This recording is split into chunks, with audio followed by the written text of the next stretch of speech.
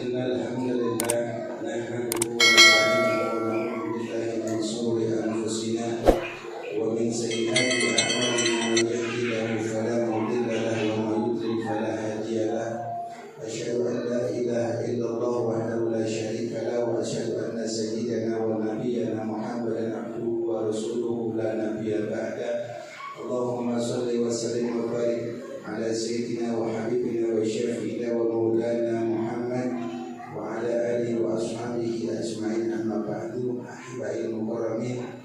Pada seminar hadirin wal hadirat yang saya sebut tidak sebutkan namanya satu persatunya, namun tidak mengurangi rasa hormat dan kemuliaan saya kepada semua yang hadir pada malam hari ini dalam rangka pengajian rutin setiap malam Jumat. Semoga hadirnya kita mendapat ridho dari Allah Subhanahu wa Ta'ala dan tidak akan pernah kita pulang dari majelis ini kecuali dosa-dosa yang telah diampuni oleh Allah, dan tidak pulang juga dari majelis ini kecuali hajat-hajat kita dikabul oleh Allah Subhanahu wa Ta'ala. Amin ya Allah ya Rabbal alamin. Hadirin wal hadirat, sebagaimana setiap hari di sini ada pengajian rutin khusus santriwan santriwati pengajian kita. Untuk itu pada santriwan santriwati tidak usah disuruh, sudah membuka kitabnya masing-masing. Ya, santri yang mengikuti pengajian kitab ini buka, itu mejanya sudah disediakan di sana. Ya.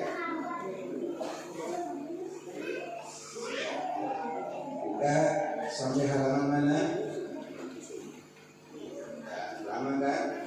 Iya, ada yang udah kamera, ada yang udah bahasa merah. Biar dites menahunya nggak ngerti. Ya, kalian ngaji di sini itu ditekan untuk bisa baca kitab, untuk bisa baca kitab yang kalian punyai. Kalian buat apa beli kitab kayak gini? Tapi nanti buat aksesoris, buat pajangan belakang, buat apa?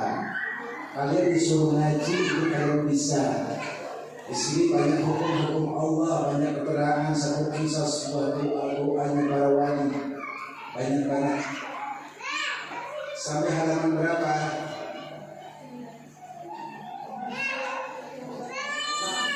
Halaman. Nah, ini pengajian rutin ya, pengajian rutin. Jadi mohon maaf, dalam pengajian rutin biasa ini memang saya dimaknai dengan bahasa Jawa terlebih dahulu karena tabarukan. Tabarukan itu apa? Mencari keberkahan, jangan tangkai guru. Kalau kita ingin ngaji dengan seseorang di mana gurunya ngajarkan bahasa Jawa atau bahasa Sunda, ikutin. Nanti kita terjemahkan lagi, gitulah. Jadi nanti saya terjemahkan lagi. Emang sudah ini saya 2 bahasa, 3 bahasa. Saya itu ngajar di sini cukup 3 bahasa. Bahasa Arab, bahasa Jawa, bahasa Indonesia.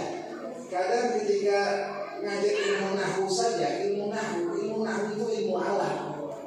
Ilmu alat itu syaratnya kita baca kitab, syaratnya kita ini bisa maknai sebuah kalimat, itu harus tahu syaratnya, harus tahu alatnya. Jadi kalau kita baca Bismillahirrahmanirrahim, artinya kan terjemahannya cuma dengan menyebut nama Allah yang Maha lagi Maha. Cuma itu kan maksudnya, artinya cuma itu doang. Padahal bukan itu makna yang sebenarnya. Bismillahirrahmanirrahim itu bukan itu maknanya. Itu kan terjemah dari bahasa Quran ke bahasa Indonesia, belum makna. Di makna yang sebenarnya, kayak contoh ikhlas. Maknanya ikhlas yang sebenarnya itu sulit. Karena Imam Nawawi Al-Bantani dalam kitabnya beliau menyatakan ikhlas yang sebenarnya tatkala kita memberikan sesuatu, kemudian kita berkau dan ikhlas dengan ucapan saya ikhlas memberi, itu maknanya gak ikhlas. Paham ya?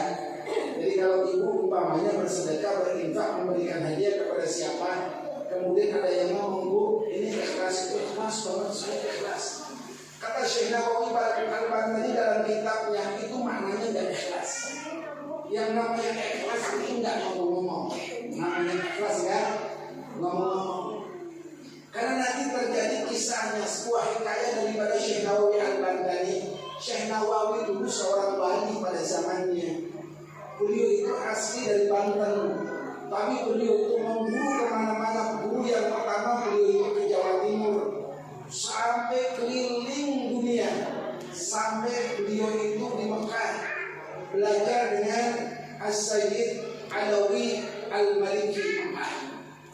Di sana sampai beliau itu meninggal wafat dimakamkan di Mekah. Kitab-kitab beliau yang beliau karang itu luar biasa banyaknya. Dan beliau nanti kecil suruh keluar dulu ya, yang masih teriak keluar dulu kalau mau pulang. Ya, ini lagi pengajian ya, ini bukan ceramah ya.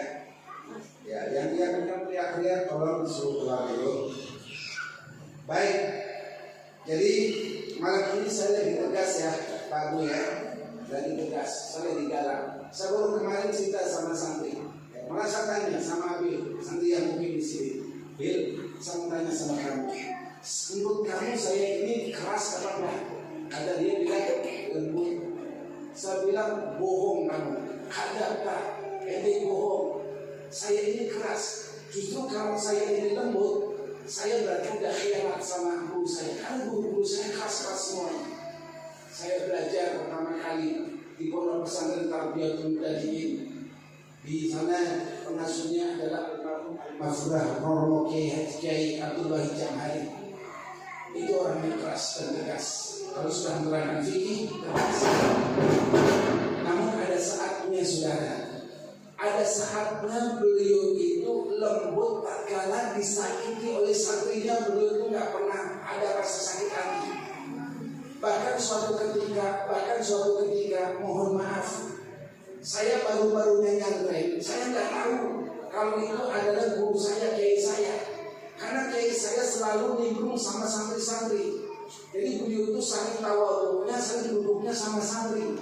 Ketika santri lagi tiduran, kadang-kadang beliau di sebelahnya. Suatu ketika pada saat itu lagi panen ikan, empangnya lagi diambil ikannya. Santri-santri itu ratusan nonton di pinggirnya. Ini Kiai Abdul Wahid, saya pikir santri. Saya mau lihat di belakang dia begini lagi. Lama-lama saya kerja juga, saya jorokin. Begitu dijorokin sampai kejebur, ternyata begitu wajahnya kayak pucat saya. Tapi segitu nyantai Abdul Wahid, beliau tidak pernah marah, apalagi manggil santri yang bersalah tadi. Dan nggak sampai di situ. Saya dulu kalau yang namanya lagi lapar suka-suka makannya pakai daun, dan pondoknya itu pakainya jendela. Jadi kalau kita duduk lempar ke sana juga nggak tahu di sana ada siapa. Singkat cerita, daunnya itu ada bekas bubur cadil, tahu ya? Bubur cadil, bubur sumsum lah semacam itu. Habis saya makan bubur sumsum, itu bekasnya itu saya buang. Ternyata apa? Kena mukanya kiai. Dan di situ kiainya itu nggak peduli siapa ini, enggak. Beliau langsung lari.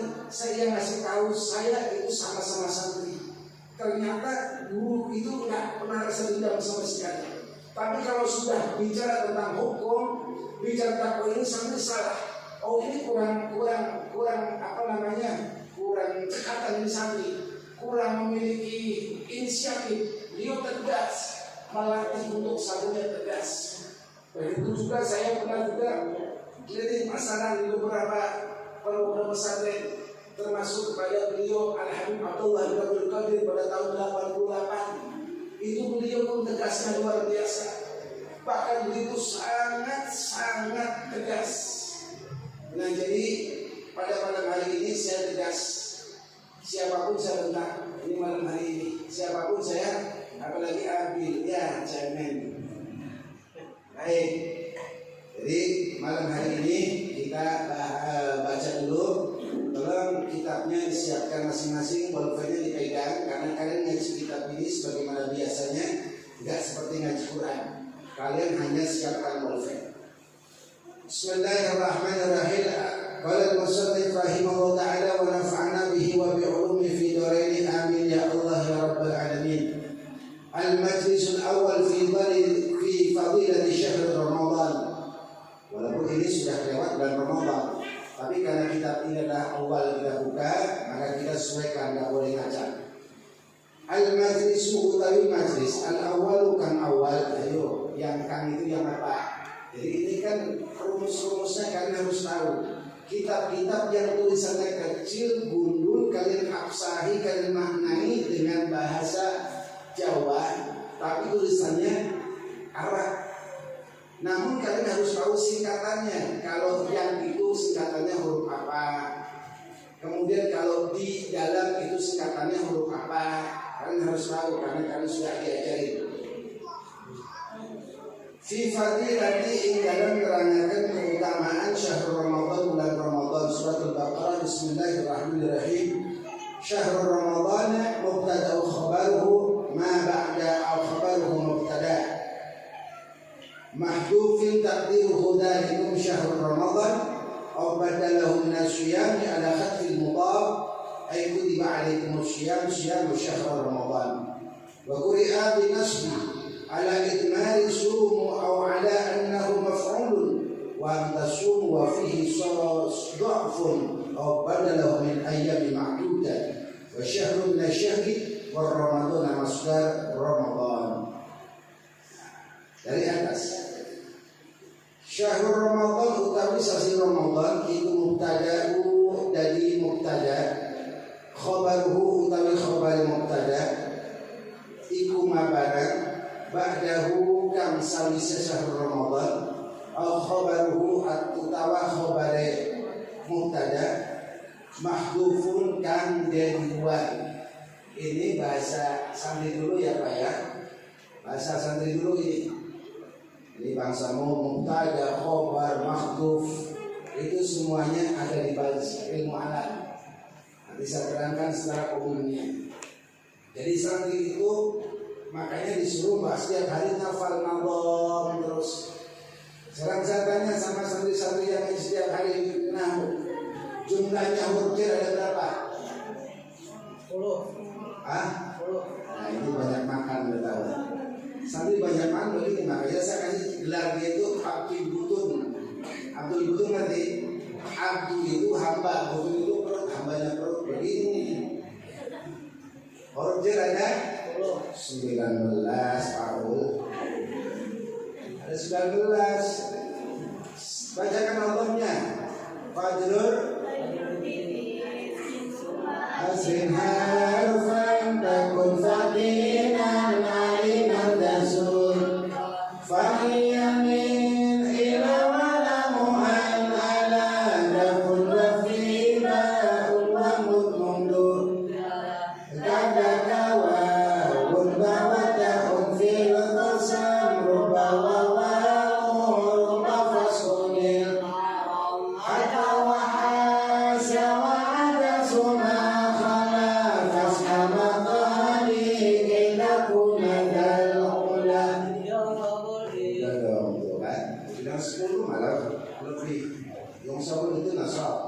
Jadi semuanya ada 9. Pokoknya tiap hari yang menjadi korban ambil lagi. Ya kan? Tapi gak apa-apa, ini namanya santri beton 9 hilang 1 tinggal 8. Karena ada dalam kitab Ihsanul Kamil itu saya ada kitabnya. Tebal Ihsanul Kamil.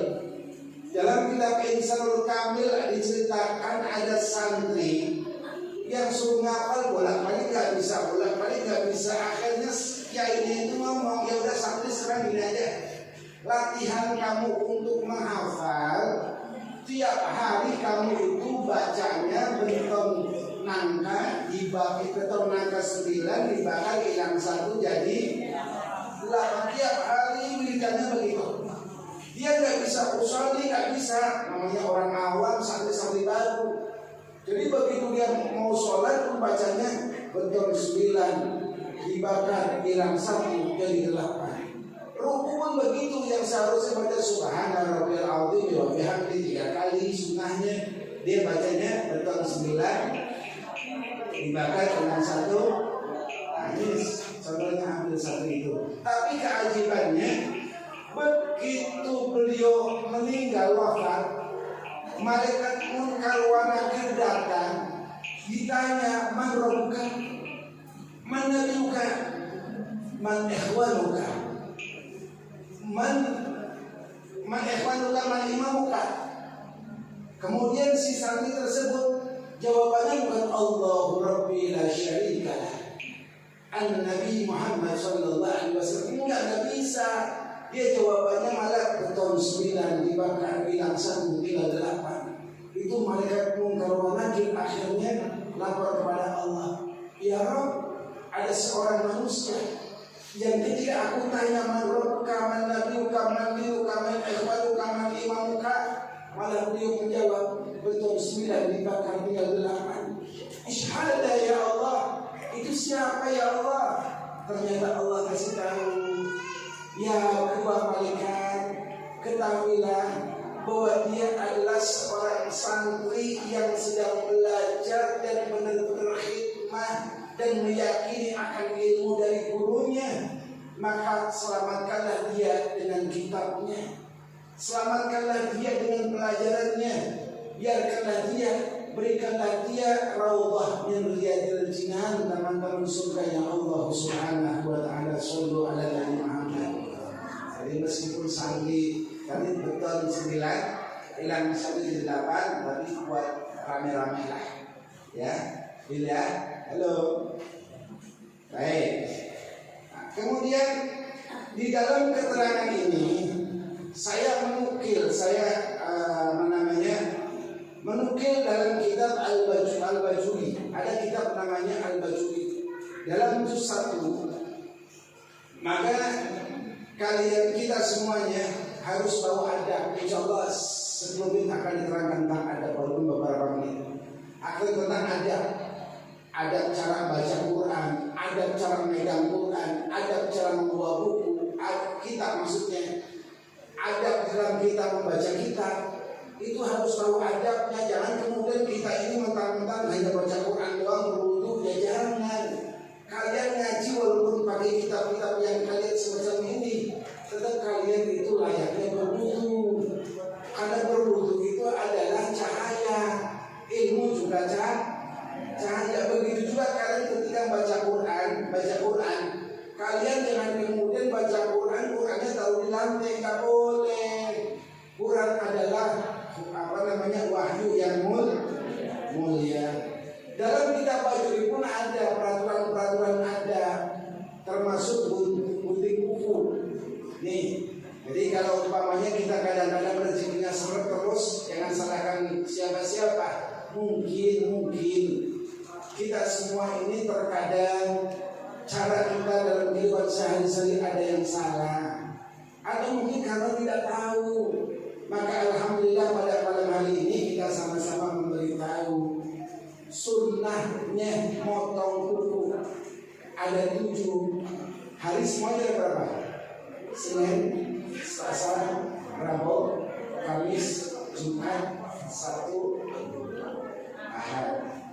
Baik, dalam sunnah motong kuku, gunting kuku, sunnahnya adalah ketika kita motong kuku, kita ini harus diawali baca istighfar. Astagfirullahaladzim. Minimal itu. Ingat ya, minimal kita baca astagfirullahaladzim. Kemudian wassalawatu ala nabi, dan kita membaca salawat kepada Nabi walau hanya sekali. Kemudian wa kalimatut tauhid, kalimat thayyibah la ilaha illallah. Jadi bacanya astagfirullahaladzim, Allahumma sholli ala sayyidina Muhammad wa ala ali sayyidina Muhammad, la ilaha illallah. Baru motong kuku. Potong kuku caranya, yang pertama dipotong jari telunjuk sebelah kanan, digerak. Nih, setelah jari kanan baru jempol, baru tengah, baru sini, baru yang kecil. Begitu juga yang sini, jari telunjuk kiri, jempol ini sampai selesai. Itu cara memotong kuku. Baik, sekarang perhatikan cara potong kuku setiap harinya. Kadang-kadang kita potong kuku semau kita nggak pernah tahu ini hari apa, hari Senin apa enggak. Dalam kitab Al-Bajuri juz 1 di sini diterangkan keberkahan memotong kuku di antaranya ketika potongnya hari Senin, maka barokatul ilmu, maka seorang itu akan berkah daripada ilmunya kalau potongnya hari Senin. Kemudian apabila yaumul salatah memotong di hari Selasa, maka orang tersebut akan mendatangkan bencana ataupun kesusahan. Nah, ini hari Selasa. Jadi kalau kita memotong hari Selasa, jangan bukan berarti nahas ya. Di sini nggak ada kata nahas, tapi ini larangan dari Nabi Muhammad SAW.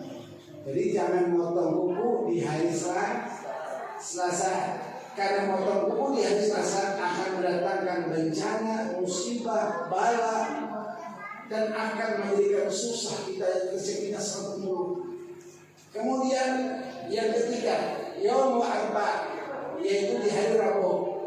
Barang siapa yang memotong kuku di hari Rabu, maka orang tersebut budi pekertinya akan semakin baik, akhlaknya akan semakin bagus kalau potongnya hari Rabu. Kemudian wa yaumul khamis, adapun kalau memotongnya hari Kamis, maka orang tersebut akan memiliki sifat belas kasih kepada siapapun orangnya.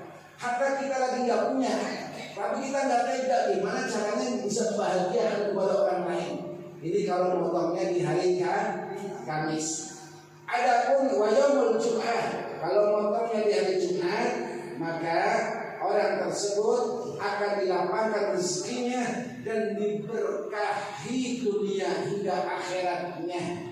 Ini namanya sunnah muakkad, sunnah yang istimewa memotong kuku di hari Jumat. Kemudian wa yaumul Sabtu, kalau memotong kuku di hari Sabtu itu akan menyebabkan orang tersebut banyak makan, maunya melebok kalau mau hari Sabtu. Tapi nggak apa-apa kalau orang tua sakit, motongnya di Sabtu aja biar makan dulu. Tapi bukan itu ya. Maknanya adalah kalau hari Sabtu itu orang tersebut selalu pikirannya adalah makanan. Jadi nggak pernah dipikirkan tentang bagaimana ridho Allah. Kemudian wa yaumul Ahad, kalau motong kuku di hari Ahad atau hari Minggu, maka orang tersebut akan dicabut keberkahannya dari Allah Subhanahu wa taala. Na'udzubillah. Jadi larangan-larangan dari Nabi Muhammad, jangan memotong kuku di hari Ahad atau Minggu sama di hari Selasa, karena itu akan memberikan malapetaka buat kita semuanya. Na'udzubillah. Kemudian setelah kita ini memotong kuku, kemana kuku kita ini? Kukunya kita ini disimpan atau dikubur, jangan dibiarkan begitu saja, jangan dibuang begitu saja, tapi disimpan atau dikubur. Nah, itu motong kuku, jangan dibuang di tong sampah, karena kita ini bukan sampah, kita ini adalah makhluk seorang manusia yang dimuliakan oleh Allah, yang paling sempurna disempurnakan oleh Allah Subhanahu wa taala. Semua yang ada menempel tubuh kita itu adalah milik Allah untuk disempurnakan, maka kita kuburlah daripada tubuh kita. Paham kira-kira ya? Ini tentang masalah adab. Mudah-mudahan kita semua termasuk orang-orang yang bahagia dunia hingga akhirat, dan semua hajat-hajat kita dikabulkan oleh Allah Subhanahu wa taala. Amin ya rabbal. Yang terakhir adalah tadi wa syahru min asy-syahri wa Ramadan masdar Ramadan idza tarafa fa udifa ilaihi syahrun wa ju'ila alaman wa muni'a min asy-syarfi lil alamiyati wal alafi wal nun. Jadi keterangan daripada bulan Ramadan, insyaallah nanti keterangannya kita lanjut besok asar untuk santri-santri.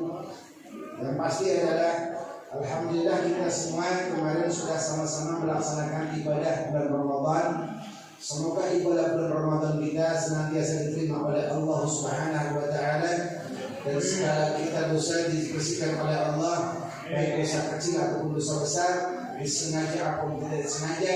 Semoga kita mati dalam keadaan husnul khatimah dan hidup kita dikumpulkan bersama orang-orang soleh, serta mati kita pun dikumpulkan bersama orang-orang soleh. Allah berikan keberkahan dunia kepada kita, berikan keberkahan akhirat kepada kita semuanya, sehingga kita bertemu dan berjumpa dengan Nabi Muhammad SAW. Amin ya rabbal alamin. Hadza wa afnikum. Insyaallah langsung dilanjutkan sama menantu saya, yaitu Gus Ahmad. Dipersilakan waktu 20 menit.